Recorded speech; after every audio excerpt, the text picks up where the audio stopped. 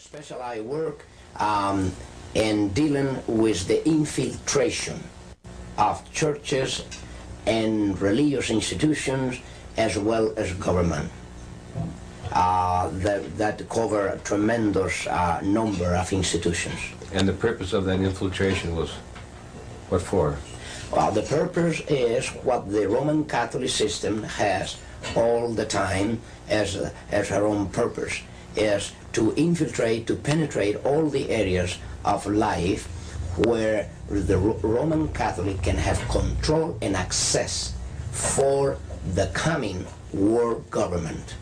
What that means is, in preparation for that world government, the Roman Catholic institution, especially since the establishment of the Jesuit order in 1541, throughout all these 500 years, they've been in preparation and through infiltration and penetration of every level of society in order to take over the world politically and religiously. There are two doctrines that define very well these dangerous goals of the Roman Catholic institution. Two doctrines define this very well. One is called the doctrine of the apostolic succession, and that is dealing with the papacy. And the other is the doctrine, the temporal power, and that is dealing with world government. Of course, both, because you can see that even the Pope and his own individual office, he meet those requirements. He is not only the head of his church, as he called himself, John Paul II, the present Pope. He said he is the pastor of his church. He is not only that, but he is the head of his state, of his country. What that means, he is the head of a political state. Both combinations are in one office there. In prophetically speaking, that is what we see in the book of Revelation. The political power always hand to hand with the religious power. Did you ever come to the point that you were required to destroy human life? Definite. Is part of the oath and induction of any Jesuit that come under the oath and induction. And perhaps you care to know that I have revealed a great deal of this in this booklet after Alberto came out, the first part of my testimony, dealing with my minor seminar and major seminar as we went through these questions.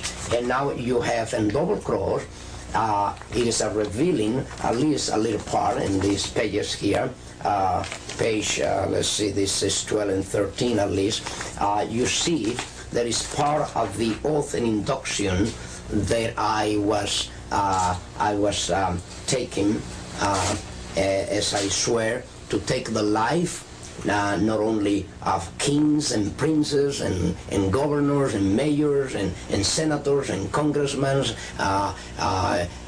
but even my mother or father or brother or sister, whosoever come to be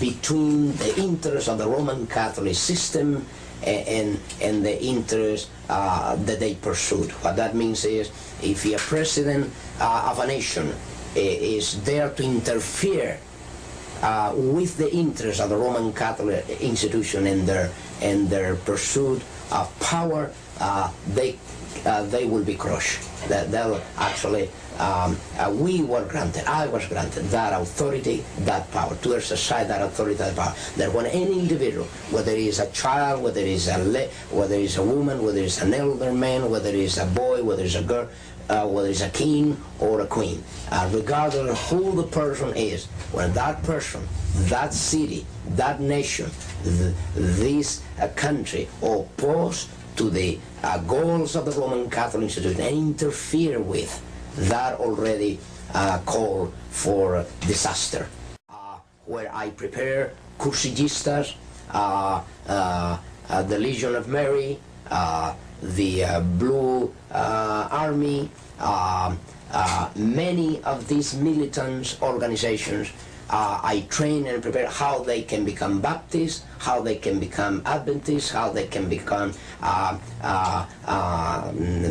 Methodists, how they can become Presbyterian, how they can become Pentecostal, and all these areas where they must infiltrate any area. You bring up one of the other questions I have, might as well ask it now, particularly the Blue Army. Is that in some way connected with the Fatima? That's correct. Is yes. that to protect it? Or that they are the army that creates the greatest promotion of that cult, of that satanic cult here in the United States. In every country, the Roman Catholicism displayed this promotion to the so-called Virgin. There is not even Mary, the Mary that we know in the Gospel, but a distortion of that really, truly Mary of the Gospel. They display to different militant organizations the promotional need for certain saint or virgin, whatever. And the Blue Army is the greatest promoters of the call to Mary here in the United States. The Opus Dei is another arm of the Jesuits. What that means, you have Masons, you have Illuminatis, you have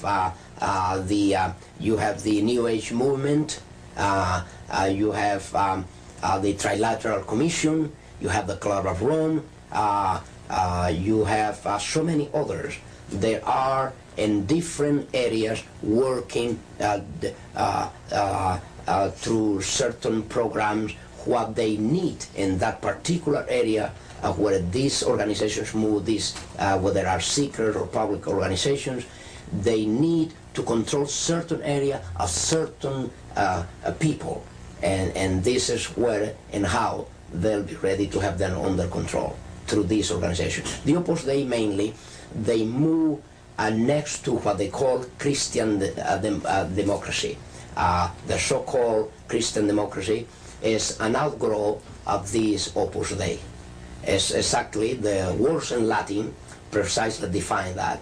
The Latin definition is for Opus Dei is the work of God.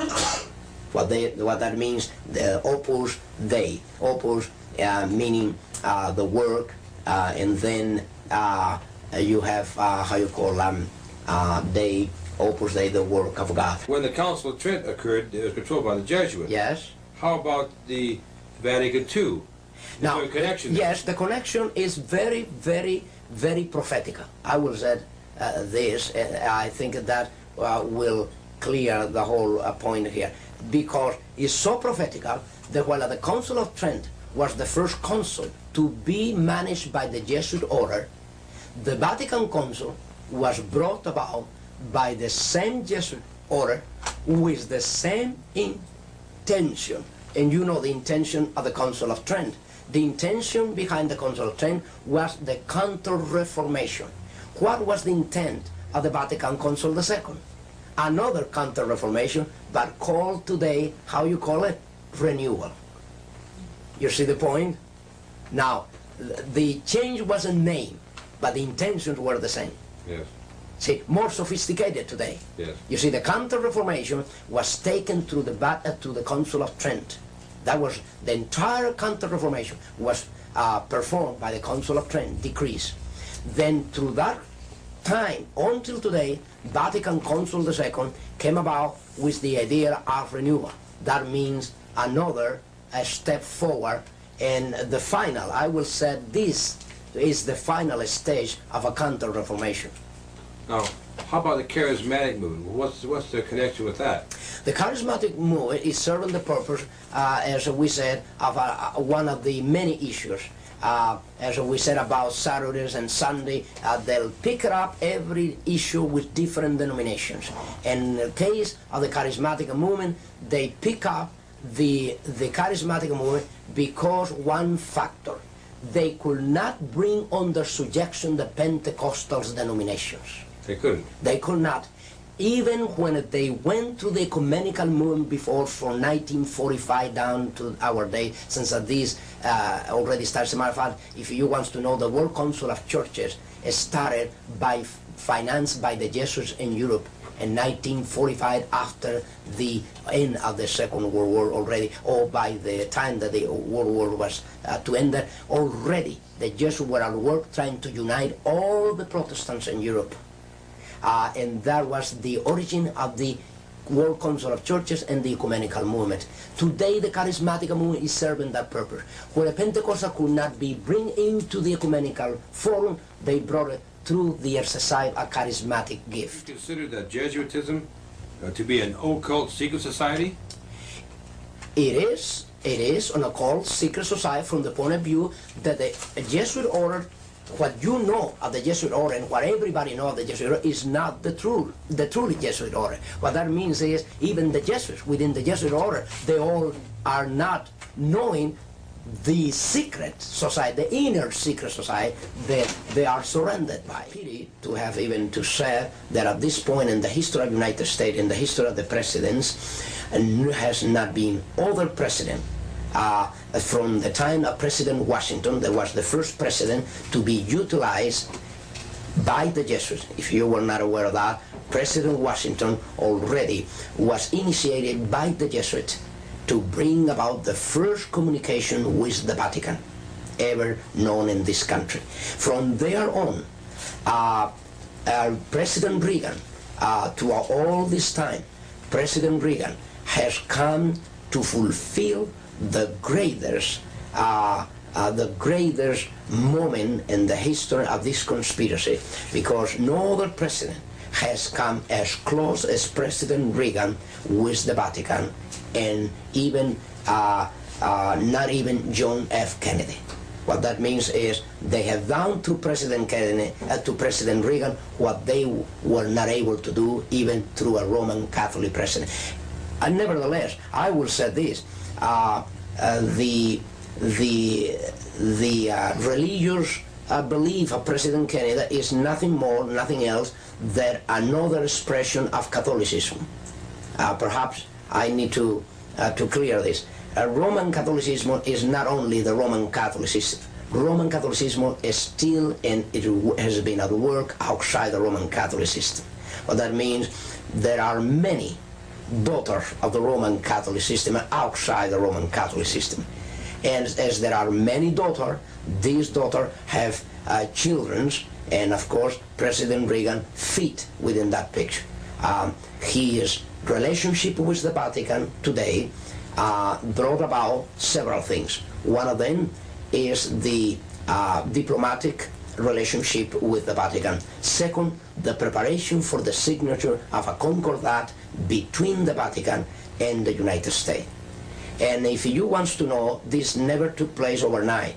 President Reagan was prepared and is here for the task that is performing today as President of the United States by the Jesuits of Rome, and the time that he served as a star in a movie that was very well known and still being shown today, a very old movie about the football team of Notre Dame. Newt Rockney. That's correct.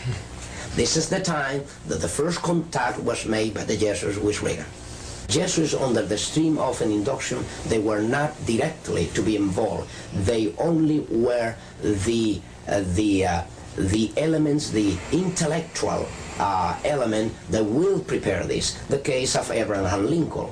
Abraham Lincoln, the president, was killed by the Jesuits of Rome, but there was no Jesuit there involved directly. Nevertheless, was the Jesuit who prepared the plot against his life and prepared and trained those who were to kill him. They arranged it. Yes, it happened with President Kennedy, the same thing. The assassination of Kennedy is another fact that can be proved of any time that was ordered and by the Jesuits in order to get rid of a president that already was ashamed to the Roman Catholic institution, being Roman Catholic.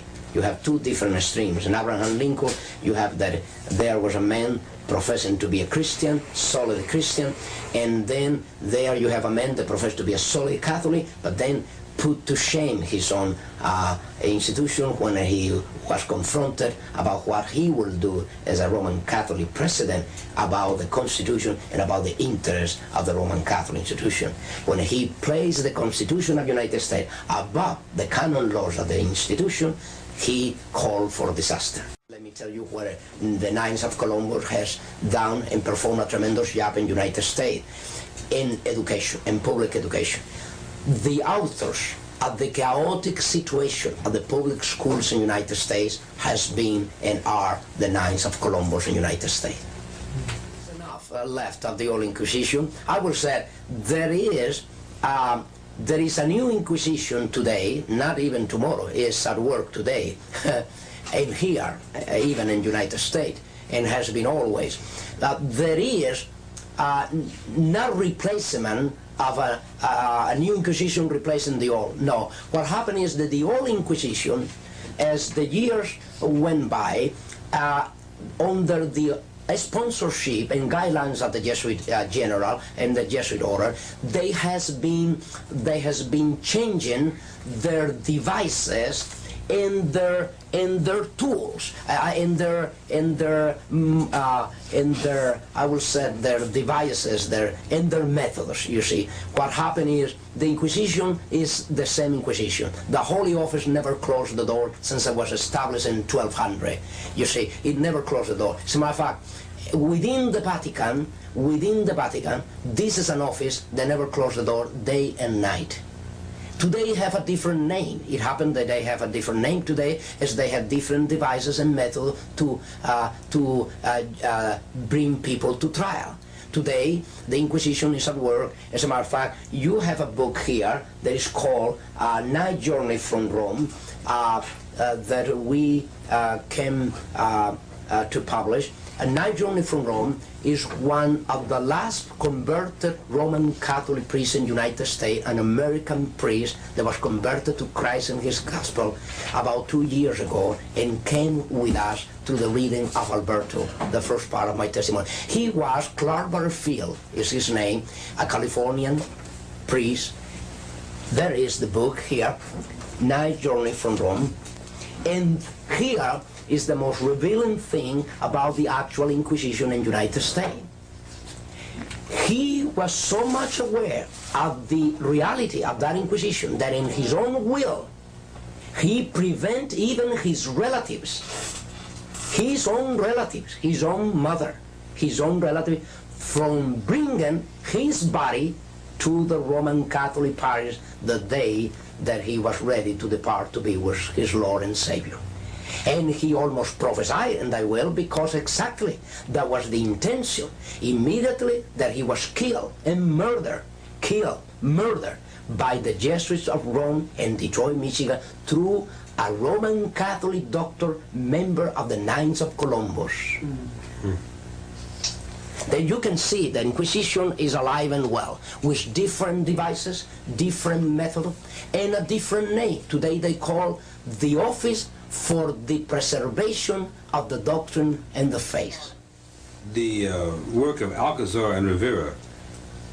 Now these were two Jesuits that are starting already way back early, and before the 1600 already. Rivera and Alcazar were already commissioned to penetrate, since the infiltration was very difficult in the days through the Reformation. They can spot an infiltrator very easily in those days because the struggle was face to face with the Vatican. Then Roman Catholics and the Inquisitors, they have a hard time trying to infiltrate the Christian churches, even in Spain, where it was underground completely. They have a hard, difficult time, and there was a very fearful thing to infiltrate. Then nevertheless, they did it. They did infiltrate, and this is how they find many Christians worshiping the Lord in underground places. Now, through infiltration. But in these cases, they were not commissioned under the stream of an induction, as I was, under the stream of an induction. Rivera and Alcázar, they were to work, and then later Lacunza. There is more, but I will mention these three, the most important ones, in dealing with one special area, prophecy. They were assigned to deal especially with prophecy, with the purpose to do two things at least: to cover up any prophecy relate to the origin of the Antichrist, relate to the Antichrist, and relate to the papacy, relate to the Antichrist. And second, to cover up any idea that the Roman Catholic institution was never a Christian church, as I pointed out before. What that means is to make possible in Bible commentaries and church history that the Roman Catholic institution always will appear as a Christian church, fall in apostasy, and then need a renewal, That was the idea that Rivera, Alcázar, and La Cruz tried to trace. Among other things, they tried to implement the idea that most of the prophecies of the book of Revelations were already fulfilled by the time of Nero. What that means is that don't worry about prophecies today, don't worry about the Antichrist, don't worry about a one-world government, don't worry about nothing like that. Yes, that's correct. Walter Martin has been and confessed by him. As a matter of fact, I could mention that I have a debate already with Mr. Martin. I have already a debate with Mr. Gary Metz, and I took them both by surprise. I took Mr. Gary Metz on radio by surprise. I not only persuade him, I force him to answer these accusations and these slanders. And then I took immediately Mr. Walter Martin and Anaheim. And both gentlemen, they were not looking really to meet with me. They were trying to avoid, if it were all possible, that confrontation that I did have with both. We have tapes of these confrontations and these debates. And then Mr. Walter Martin, he himself, even so that I knew his name and the list of very confident persons by the Jesuit order. What that means is that the Jesuit order will have a list made up in United States of people as well as institutions that are worth trusting. And Mr. Walter Martin, I even mentioned to him in this confrontation with him that his name was listed in that list. What did he say? And he said to me, well, I don't know why my name is there. I said, you should know. He should know. Yes. I said, you should know. As a matter of fact, why Mr. Walter Martin, 25 years ago, he even wrote about the cult to Mary, a book about Mary, and 25 years after, he have a list, as a matter of fact, that I have with me, a list of cults where he lists the most dangerous cults, and all who in the list of his most dangerous cults are Christian Science, Jehovah's Witnesses, Mormons, starting with the Mormons. And suddenly, I was expecting that he will place at the top of the most dangerous cult Roman Catholicism, but were the Mormons. Now, the Mormons become the victim of Roman Catholicism not only, but become the victim of Mr. Walter Martin, because even the Mormons are the product of Roman Catholicism. The pressure for Sunday in the future is an issue. Is that a product of the Jesuits, or what do you know about that? Well, what I know is this, that even the Seventh-day Adventist denomination has been placed under the greatest setup and a real setup of all the history of the denomination. And the proof and evidence is that now the leadership is already in a position where they themselves cannot play the role of Frankenstein no longer, because they're being unveiled, they're being discovered, and their intents and their true intents, in cases where already most of them has been already trained, prepared by Jesuits to be where they are. So, will this Sunday issue seems to be on the president's desk to be signed? The moral majority is pushing for it. The Lawyers' Day Alliance has pushed for it from its inception. That was one of the reasons it was created. Yes. So in other words, you think that for example, the Adventist leadership are going to fold up? No, that is not true. No. In the how the denomination has been set up and their keeping of the Sabbath is this. The Roman Catholic institution already, and this is why you have Viacochi and some other elements within the denomination, there already has been even honor, and condecorated by the Vatican concerning their work. And actually, the Roman Catholic institution is preparing the greatest surprise of them all, because it's not going to be even Sunday that they are going to be after. It's going to be Saturday, and you will see why. The reason of this is when already Catholicism already came about with the idea during the Vatican Council II that a Roman Catholic Mass that was only to be performed on Sundays as to be the only valid Mass for Roman Catholic. Even if they go any other day, Saturday, Friday, there was no valid a Mass for their obligations. Now, during the Vatican Council, the second session, suddenly the whole picture changed, and you know what for. The whole picture changed and said, now Saturday Mass is considered to be valid Mass as Sunday Mass. But that means not only that, more than that, Saturday Mass can replace Sunday Mass. But it's the Protestants, yes, not the Jesuits that appear to be pushing for the Sunday, for national Sunday law. Yes, actually, this is to trigger a reaction to really make you for a cover-up. The issue here is not even Saturday, is not even Sunday. The issue here, whether it's Saturday or Sunday, the issue here is the person of the Antichrist.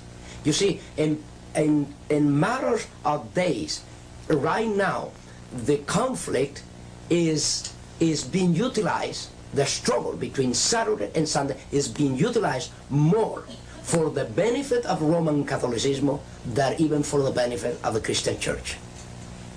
And that is how it has been exploited, to the point that already the Vatican approved, listen to this, approved the publication officially of Viacochi, see, and dealing with from his book called From Saturday to Sunday. Now, if the Vatican go as far as approving a publication as such, what do you think that is happening? Do you see the point here? Yeah. If the Vatican goes as far, telling an official, a member of the denominational body of the Seventh-day Adventists, I am the author of this book, I'm telling you that you have changed Saturday to Sunday, that you, as a Roman Catholic, you were the one that changed it. I mean, openly say that there you did this, and the Cardinal said and come and say, oh yes, we agree, we did this, we agree. Now, what are they trying to gain by doing this, by accepting this? What they are trying to gain? They are trying to gain the sympathy, they are trying to gain the life, and they are trying to gain the entire denomination as they have gained the Pentecostal, as they have gained the Protestants through different other issues. Nevertheless, they touch every other issue except the real issue. Through any other issues, like the tongues business, the charismatic gift, you see, they are dealing with their things where nobody can see what is behind. In other words, they cannot openly see any evil because you will see the Vatican as a good, in a good position, a renewal position, say, yes, we recognize that we did wrong, we changed from Saturday to Sunday, and we admit this, and we're going to do something about it. The Vatican Council did it. You see, we are going to incorporate now officially the Mass on the day of Sabbath. You see? Because the Bible's clear. Oh, yes. When they go that far, you can see one thing for sure. Now, there is, in this issue,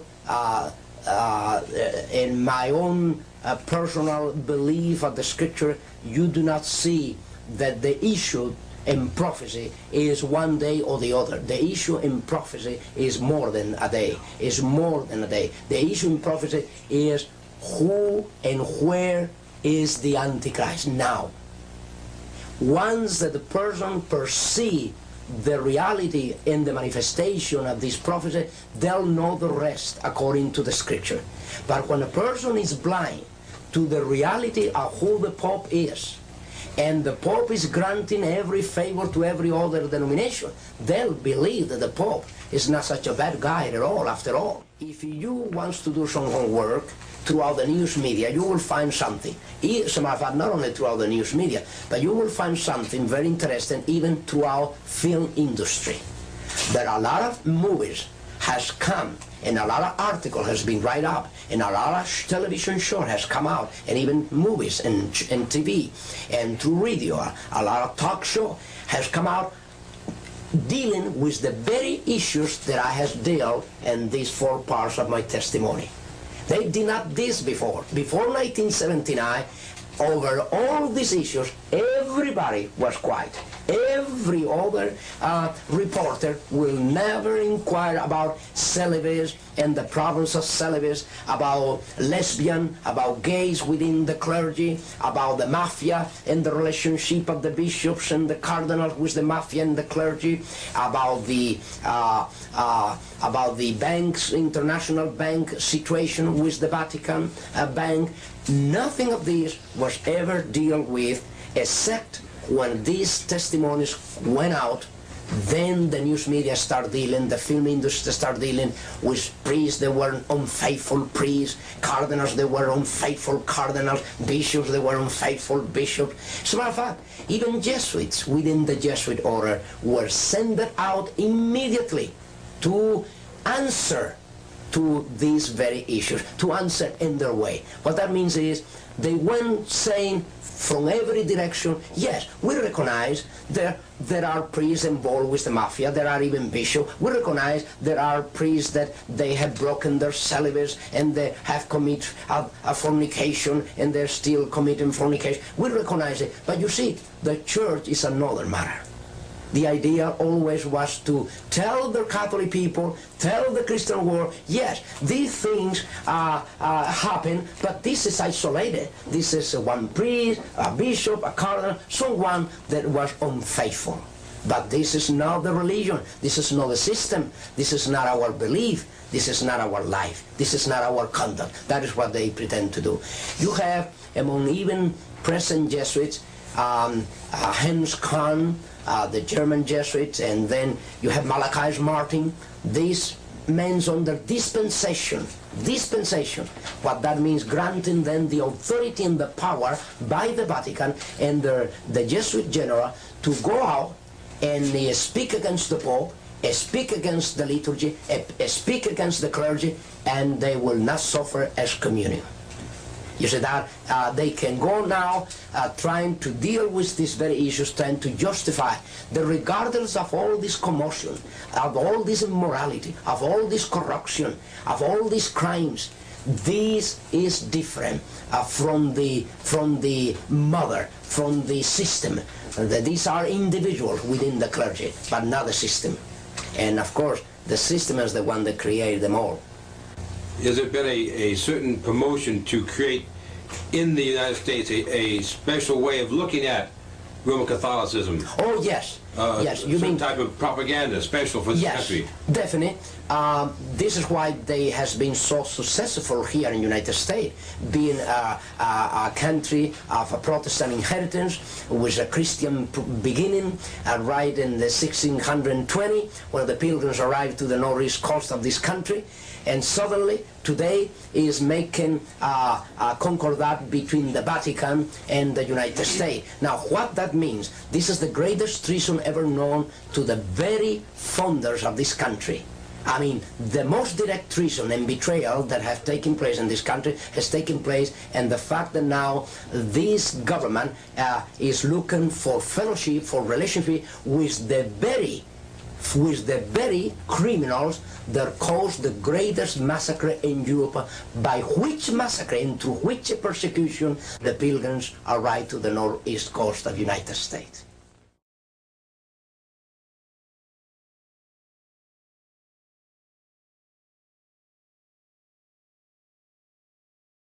Do you believe there is Christians among the Roman Catholics? There are any Christians? And the person says, yes, there are Christians. Oh, I know. My own mother, my own father, you'll see.